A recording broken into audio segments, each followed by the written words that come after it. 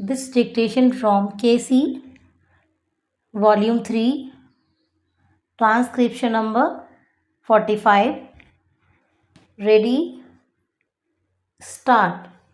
Madam Deputy Chairman, from the speeches which the Honorable Minister for Planning made in this House and in the other House, and from a perusal of the note which has been circulated to us regarding the progress that has been made in the third 5-year plan and the various statements of the government and the planning commission, I have a feeling that the government of India is trying to assuage the feeling of dissatisfaction in the country through promises of bright future, promises of better efforts, and general promise that everything is going to turn out all right and that there need not be any fear or anxiety in the country. Madam, while saying this, I realize that the country has made certain progress in the development of our economy during the last decade.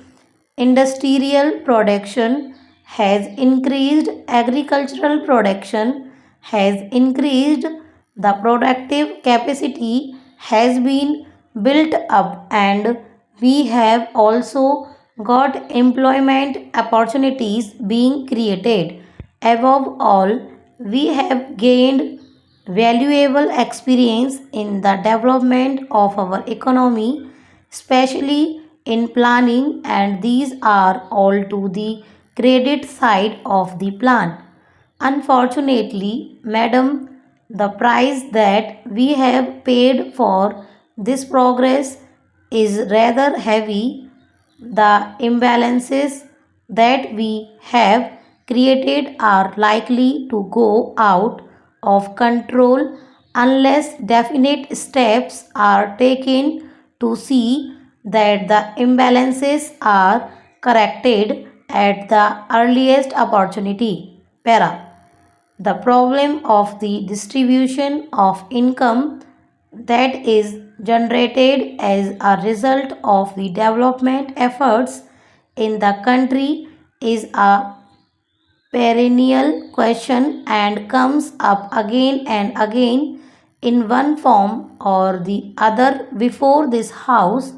And though I realize that no definite opinion is possible unless we have got some authoritative data and analysis on the subject, there is clear indication of the fact that if not economic wealth, at least economic power is being concentrated in fewer and fewer hands. As long as economic power is concentrated in such few hands, it will not be possible for us to develop in the manner in which we like, whatever may be our regulatory and control apparatus, whatever may be our policy, whatever may be the objectives that we place before the country. Similarly, the imbalance between the rural and the urban sector is also increasing. I do not know whether in the rural areas some income has been pumped in as a result of our planned development. Para.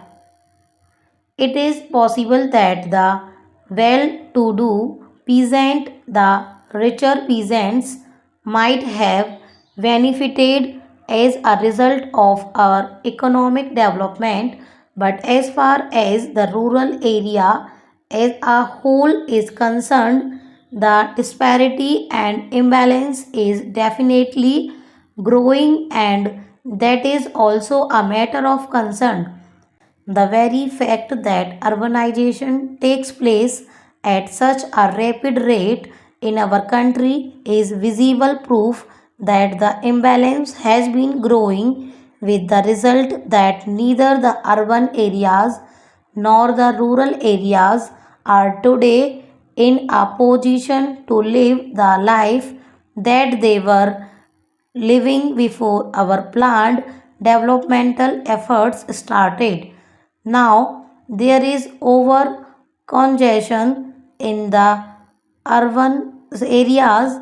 The civic amenities are all on the point of breaking down, and they continuously break down with the slightest accident here or there. The slums are increasing at a rapid rate and unemployment is increasing. Whatever may be the figures regarding crimes, etc., that may be published by the government, there is a definite impression in the country that the crime situation is also deteriorating. That is because of the congestion in the urban areas, because of the difficulties due to lack of resources. They are unable to deal with the problems that areas.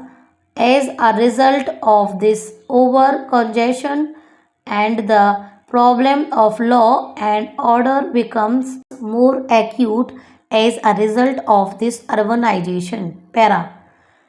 Thirdly, the question of unemployment has also taken a rather serious turn, and when the government spokesman addresses homicides to others regarding the agitation against high prices and higher taxes, they completely forget that year by year one earner has to support more and more people, and we have got the authority of no less a person than the planning minister himself to say that the real income of the earner, at least in the lower income groups, has not risen, and in spite of that, that earner has to support a larger and larger number of dependents. There is so much dissatisfaction in the country that people are clamoring against rising prices and rising taxes. The planning minister has given us a frank picture regarding what has happened in the first year of the third plan period, and we are grateful for this frank picture. The figures that he has cited have given us a clear idea of what is happening to our economy at the present moment, but he has tried to strike a note of optimism. He has tried to explain the reasons that are responsible for this state of affairs, and he has also indicated that the Planning Commission is conscious of all these drawbacks. Stop.